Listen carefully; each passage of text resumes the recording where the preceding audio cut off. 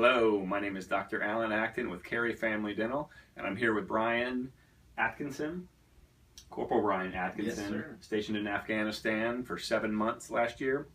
This year at Halloween, we did our first candy buyback program where we sent about 50 to 100 pounds of candy over to Afghanistan for the troops.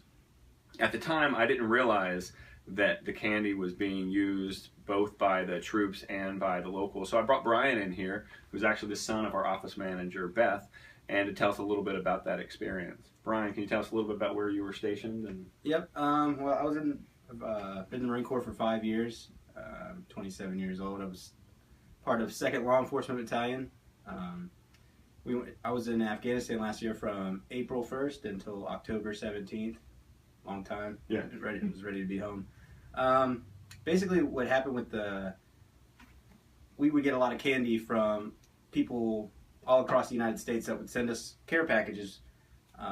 Lots of care packages, two or three every day, pretty much, just filled with candy. And the main intent of it was to make us feel like people at home hadn't forgot about us, and it really did do that. But what we mainly did with it was because when we were over there, we were all about working out and trying to get in shape. So we actually used the candy when we were in Afghanistan to give to the local children. Yeah. We would go on security patrols just to kind of gain intel on Taliban movement. And when we'd go through, there'd be tons and tons of children that would chase our trucks and do all kinds of stuff. So we'd have our gunner in our truck, and anytime we were going on a patrol and just moving through a town, we would throw candy and just give it to them. Or anytime we were talking to, like, say, this kid's dad, he'd come up to us and we'd give him candy. So we actually used a lot of the candy for that, and the Afghan people just really loved it, because they don't get a lot of that kind of stuff. We were getting Hershey's bars and just really kind of American candy that they never got.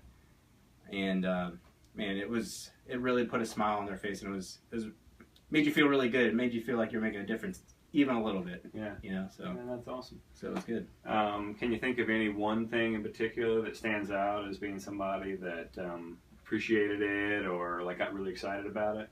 Oh yeah. We went through this town called Shorab all the time, and we were pretty close with the people there. They were one of the main towns that gave us a lot of intel, and just going through there every day, getting to know the people, you kind of built a rapport with them. Yeah. And so we used to see the same kids every day, and you could just tell, every day that we would come around the corner as we came through the main bazaar area where they sell their goods. You just see the kids' face light up. They get all excited. They run out of their shops. Because a lot of the kids, even from ages 8 to 13, they work in those shops. Their parents own the shop, but they run it.